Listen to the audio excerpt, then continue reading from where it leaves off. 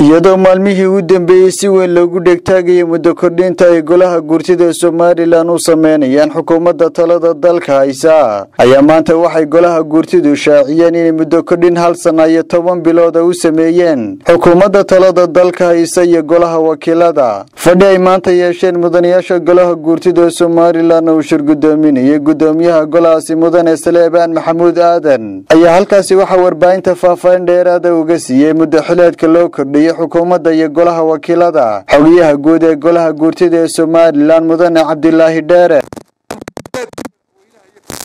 madaxweynaha oo ku eg 27 bisha 7 2015 lagu sameeyay kororsiimo ka bilaabmaysa 28 bisha 7 2015 ilaa 27 bisha 4 2017 golaha wakiilada oo dhamaadka muddo xileedkoodu ku eg yahay isla waqtigaasi waxa lagu sameeyay muddo kororsiimo ka bilaabmaysa 28 bisha 7 2015 ilaa 27 bisha 4 2017 muddo xileedka golaha guurtida wuxuu noqonayaa hal sano kadib 1 year after dhamaadka muddo xileedka golaha wakiilada waxay noqonaysaa 27 bisha 4 2018 sida waafaqsan ama ku cadba go'aanka lambarkiisu yahay 19 oo u dhigan in muddada xilka golaha guurtidu mar kastaba hal sano ka dambeeyo taariikhda dhamaadka muddada xilka golaha wakiilada doorashada madaxtooyada iyo golaha wakiiladu waxay qabsoomayaan isla hal waqti ahna bil ka hor dhamaadka muddo xileedka loo kordhiyay oo waafaqsan qodobka 42 iyo 83 ee dastuurka dalka Jamhuuriyadda Soomaaliland go'aamadani waxa lagu ansixiyay oo ogolaaday 72 mudane iyadoo tirada kooramku ahayd 77 mudane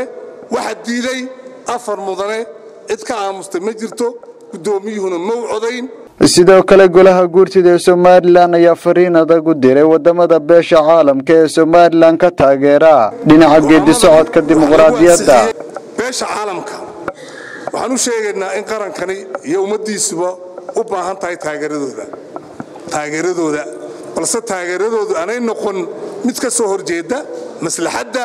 danta rabitaanka doonista shacbiga iyo jiritaanka madaxbannaanida Jamhuuriyadda Soomaaliland dhinaca kalena xisbul xaakimka talada haya ee kulmiye ayaa soo dhaweeyay muddo kordhinta loo sameeyay xukuumadda madaxweyne Siilaanyo xogayaha guud ee xisbiga talada dalka haya ee kulmiye Xasan Saciid Yuusuf oo arintaasi ka hadlaya ayaa waxa uu yiri hadaan xisbiga talada haya ee kulmiye waxaan soo dhaweynaa go'aanka golaha guurtida maanta dib ugu dhigay doorashada muddo sanad iyo 10 bilood inkastoo anagu markii hore aanu wadan xisbi ahaan aanu doonay inaan isku soo dhaweeyno saddex xisbi tala midaysan laga gaaro si wax loogu heshiin lahaa waxaan isla qaadanay saddex xisbi markii hore sanad iyo 6 bilood hase yeeshee xisbiga wadani ayaa ka baxay taladii saddexda xisbi ay isla gaareen ee rabnay soo jeedinta inaan guurta u gudbino mar haddii xisbiga kulmiye wadani ka baxay arintaasna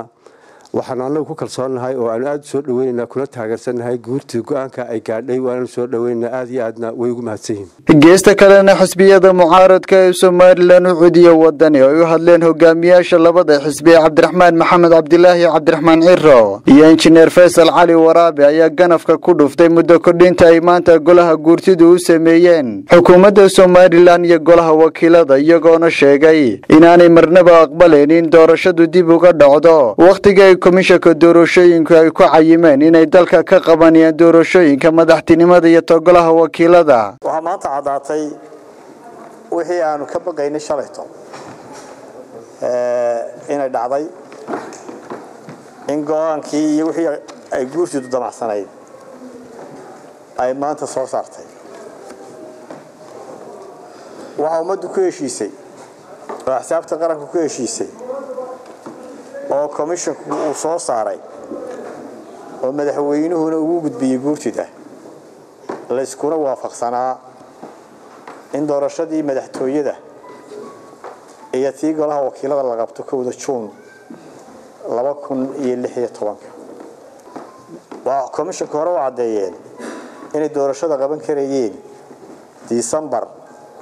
2015 lixda bilood waxa loogu daray dambe xeerkii ku taal waqti inagu filan waynu haysanaa cudurdaarka loo leeyahay ma jirin in waqti dheeraad lagu daro go'aanka guurtidu gaadhay waas leeyahay waa go'aan heshiiskii iyo khilaaf la'aantii Somaliland ku bedelaya in khilaaf siyaasadeed oo aan loo baahnayn Somaliland go'aanka guurtidu ka abuuro waa go'aan Somaliland gelin kara go'doon caalami ah waxa ka warqabtaan dhammaan saaxiibada iyo daneeyaasha hannaanka dimuqraadiga Somaliland inay nagu soo noqnoqonayeen oo ay maantadan imanayaan mar labaad iyadoo hogaaminayo safiirka dalalka EU-da go'aankaasi waa go'aan aan xisbigu aqbalaynin waxaanu qabnaa anagu in kowda June 2016 lagu noqdo si doorashooyinka loo qabto maanta waxa weeye maalin madoobe Soomaaliya u tahay isasaadii maalin murugawey nimanka halka fadhiya guurta la baxay ma kuwa gunta la baxay waa gunbeen ugu yeernaa maanta Soomaaliya way dileen iyagu waxay isleeyihiin dad u idinkoo nasteexaysta baarlamaanka u nasteexaya dawladda u nasteexaya laakiin qarankii way dileen waxa weeye kow guurtu markeeda hore bila sharci baa baarlamaanku bila sharci ku fadhiya 5 sanadood ama in badan waxaan labada gole labaduba xaraam bay ku fadhiyaan waxay soo saarana maaha wax dhaqan gali kara markii dambe compromise baan galay waxaan kaada badan waa loo gowdal badiyay waxaan niri baashaas ay dhaafin 2016 November baaseen maanta waa aragtay waxa ka soo baxay taas waxay si cad inuu sheegaysaa in odayaasha iyo caruurta meelaha aabiyoosu ka dhaxlay ee bila sharciga ku yimi inaan dan iyo dad iyo dadna u danay dantooda ka fakarayaan haddana anaga waxa weeyaan qeydii sheegnaa si aan shalta sheegnay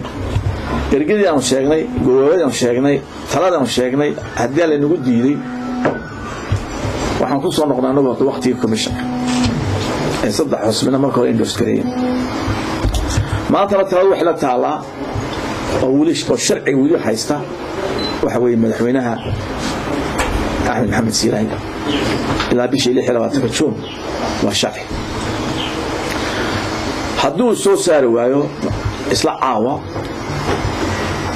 oo Britain inoo imanayaan waftiga Yurub ka socday madaxweynihii oo dikreta soo saaray oo ku soo saaray wardu ka daadifiyo waxa guurtu soo saartay bila sharci oo ku soo saar waayo waqtigii la qabtay ee commission qabtay waxa ka noo cadaanaysa inaanay dawladina aan shaqeynin dalkana waxa weeye waa loo tashanaya wala wada leeyahay hogaan ba 5 sano lagu doorto 5 sano way ka dhamaanaysa 26 June waanu tashanina lama kala xigo kursiga 26 ka dhamaan balka xaaji cabdi ku soo celi بعض السلام أقول وقت إن أقول سعيد شعبي أكو صار شعبي وقاقاري أنا أبابلية أنا هرجسك أبابلية الشر بيرد بين وتدي الشر خبر وين في هرجسو تلكي نوام بدادين